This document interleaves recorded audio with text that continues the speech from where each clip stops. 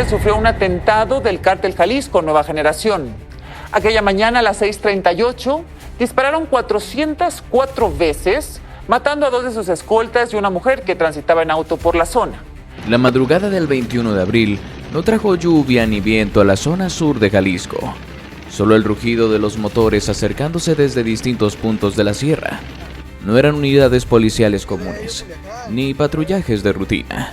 Eran 40 trocas blindadas, sin insignias visibles, con faros apagados y ocupadas por elementos tácticos del Estado. ¿Pero a qué se debía esto? Quédate hasta el final del video y descubre toda la verdad.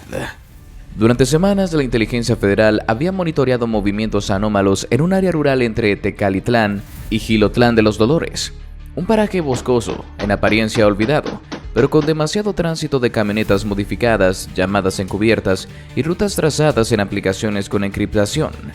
Informantes de confianza confirmaron lo que ya sabían.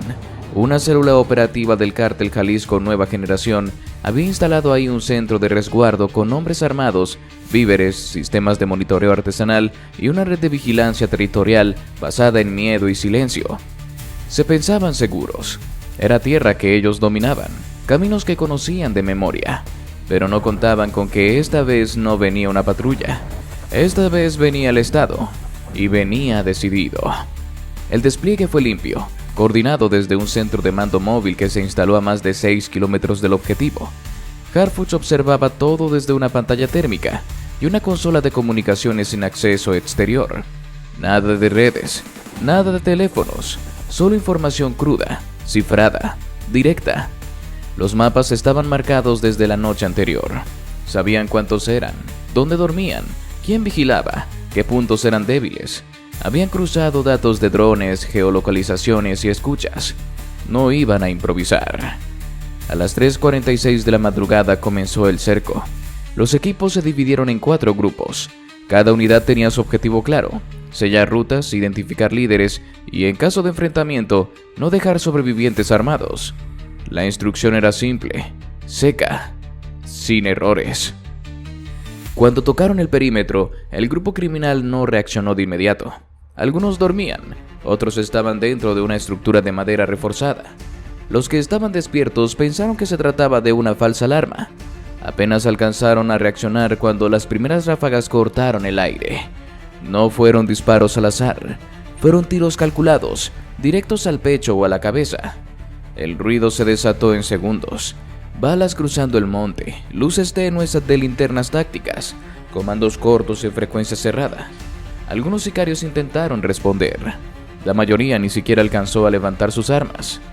Uno de los puntos más críticos fue la Loma Norte, donde un grupo de al menos 10 hombres intentó defender una posición elevada, pero estaban descubiertos.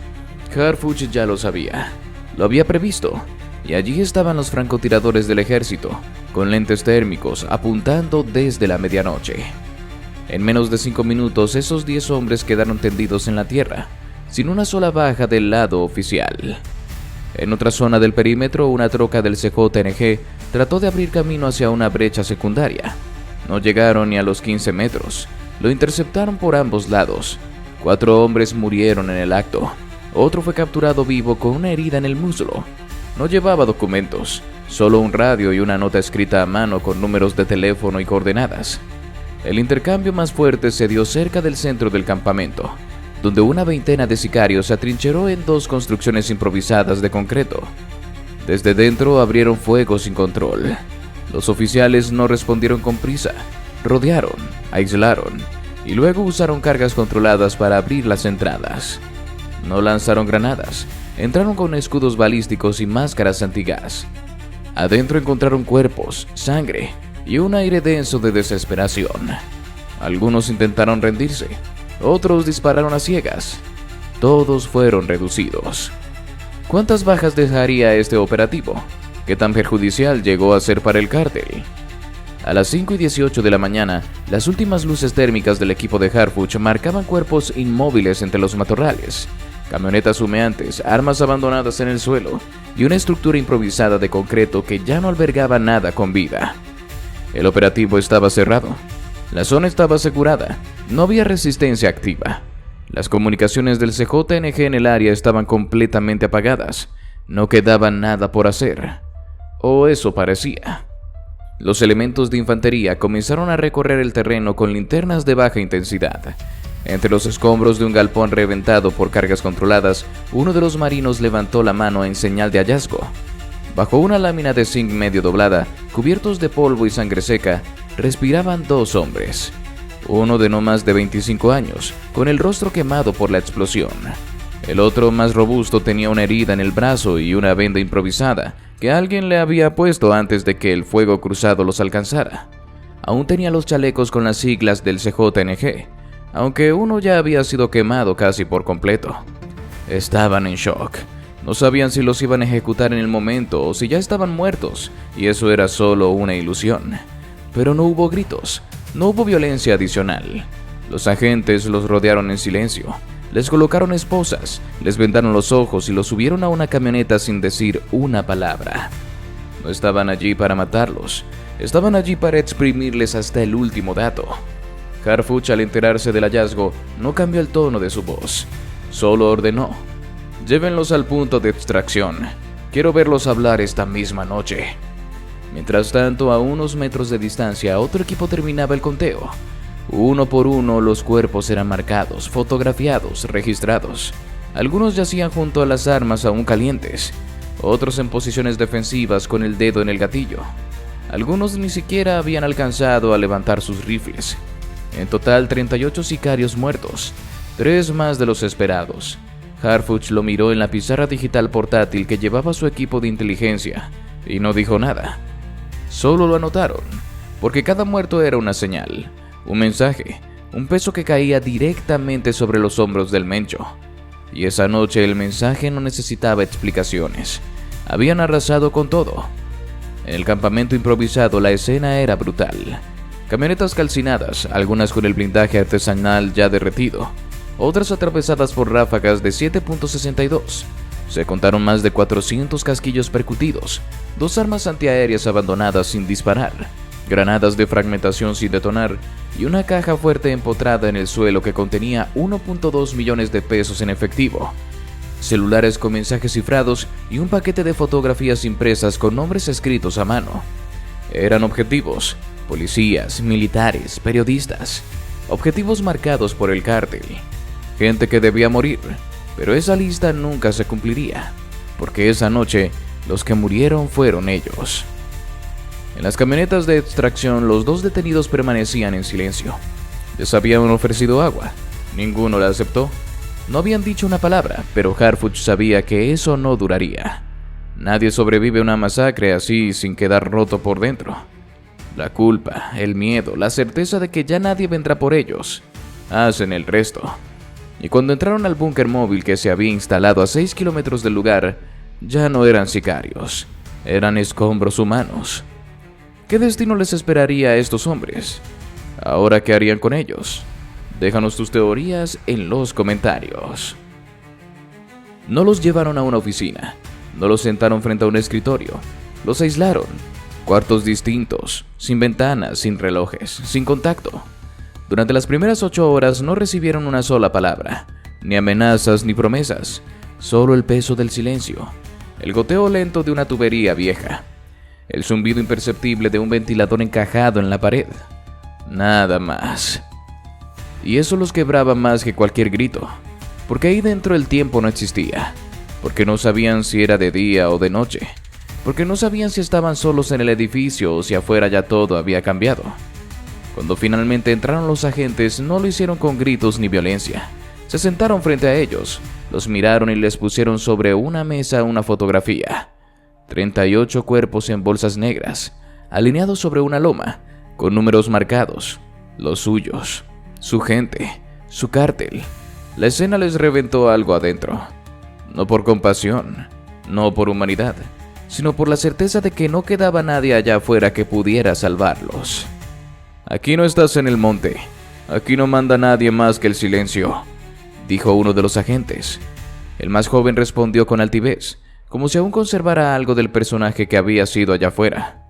Yo no sé nada, solo me dijeron que condujera. Le mostraron entonces su propio teléfono. recuperado del operativo. Mensajes, coordenadas, llamadas con contactos que él mismo había guardado con nombres falsos, audios con su voz, videos donde aparecía cargando armas riendo junto a otros miembros de su célula. Era irrefutable. Aún así se mantuvo firme. No quiso hablar. El otro, el que tenía la venda improvisada en el brazo, mantuvo los ojos bajos. No dijo palabra durante las primeras sesiones. Lo habían entrenado para resistir, para aguantar, para fingir que no sabía nada. Pero la estrategia no sería física. No habría golpes ni métodos de la vieja escuela. Harfuch no necesitaba violencia para hacerlo ceder. Usaba lo que más destruía a un hombre acostumbrado al control: la incertidumbre. Cada día se repetía igual: luz artificial, comida sin sabor, ninguna palabra. Luego les mostraban algo más: videos de su propio grupo siendo abandonado por otros, conversaciones filtradas donde los superiores negaban conocerlos, audios de compañeros huyendo, imágenes de sus casas ya cateadas. La narrativa era simple: ya no eran soldados, eran desechables. Después de 3 días, el primero en hablar fue el joven. No lo hizo por valentía ni por remordimiento. Lo hizo porque ya no soportaba la idea de que estaba solo. Contó nombres, algunos con apodos, otros completos, lugares donde se movían, sitios de resguardo. Confirmó la presencia de un cargamento reciente que había salido hacia Colima 3 días antes del operativo. Dijo que no sabía nada más, que eso era todo, pero era mentira, y lo sabían. Entonces lo aislaron de nuevo, y esta vez sin luz, sin comida por 24 horas, sin contacto, y le pusieron una grabación donde su compañero, el del brazo, comenzaba a hablar. No se oía qué decía, solo su voz, rendida, rota. Eso fue suficiente. Cuando volvieron a entrar lo encontraron temblando. Pidió papel y bolígrafo. Escribió 15 nombres, señaló rutas de dinero, dijo dónde se guardaban los cargamentos en Sayula, dónde estaban los laboratorios móviles, cómo recibían las transferencias disfrazadas de pagos por productos agrícolas. El segundo tardó más. Era más viejo, más terco, pero al final también cedió. Lo quebraron sin un solo golpe, solo con paciencia, con precisión. Le hicieron escuchar su voz distorsionada, pero suya, siendo rastreada en una llamada a un político local. Le mostraron una copia de un contrato de obra firmado por una empresa fachada donde aparecía su nombre como asesor logístico. No lo negaba, solo bajaba la mirada. «Nadie me iba a salvar, ¿verdad?», dijo una noche, cuando ya no quedaba ni una excusa. «Nadie», le respondió la gente, «pero aún puedes salvarte tú». Lo que vino después fue una cascada de datos, alias, apodos, rutas, redes, cuentas. Sabía cosas que nadie fuera del círculo operativo del Mencho debería saber. Confirmó que en varios municipios del sur de Jalisco operaban con protección institucional, que algunos alcaldes fingían operativos de seguridad mientras desviaban recursos del erario a las estructuras del cártel. Dio los nombres de 3 empresarios que lavaban dinero con supuestas fundaciones culturales, y dijo cómo ocultaban los cargamentos en paquetes sellados con doble fondo, disfrazados de ayuda humanitaria. Habló sin detenerse por 3 horas. Y al final pidió algo: no una reducción de condena, no un abogado, no protección. «Solo quiero que me saquen de aquí antes de que los otros se enteren que fui yo». Harfuch leyó los informes esa madrugada. Estaba en el cuarto de operaciones, revisando coordenadas. No dijo nada, solo hizo un gesto con la cabeza. Los trasladaron a instalaciones en otra ciudad, bajo identidad protegida.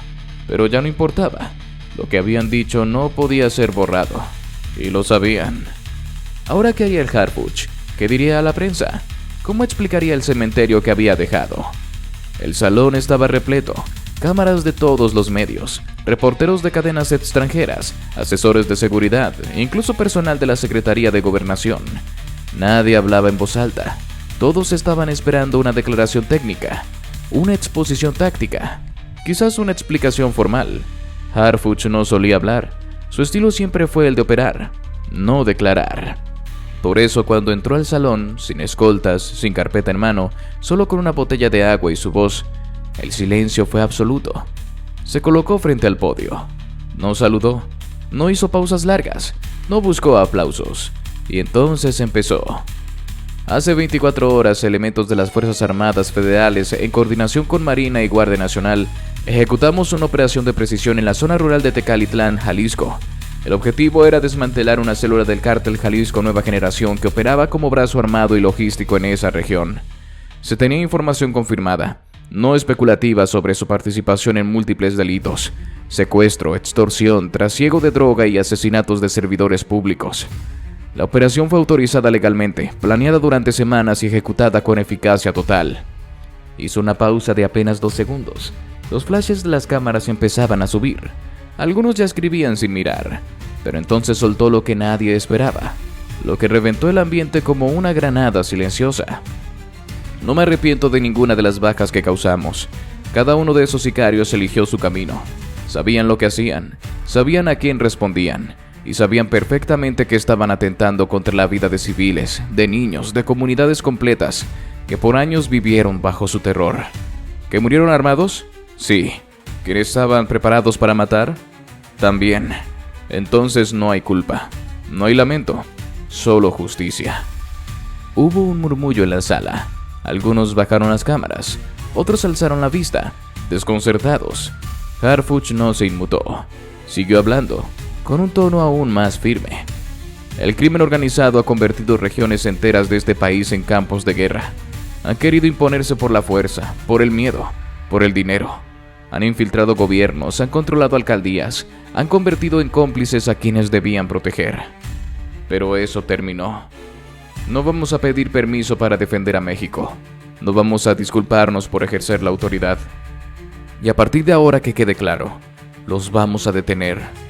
Vivos si se rinden, muertos si disparan. Un periodista intentó levantar la voz. Harfuch lo miró antes de que hablara.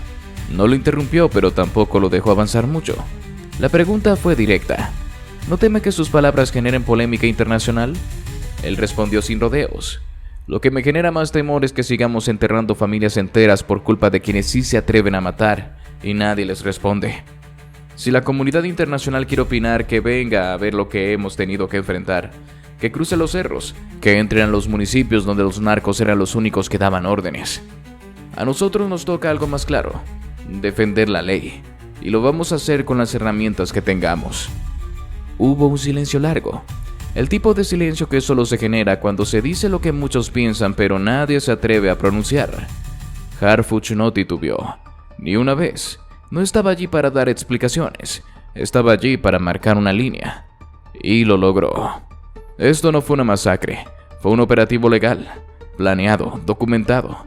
Cada paso fue grabado, cada cuerpo fue identificado, cada bala contabilizada. La diferencia entre ellos y nosotros es que nosotros sí seguimos protocolos. Ellos matan y desaparecen. Nosotros capturamos y registramos. Pero si nos disparan, vamos a responder. Y vamos a responder con fuerza.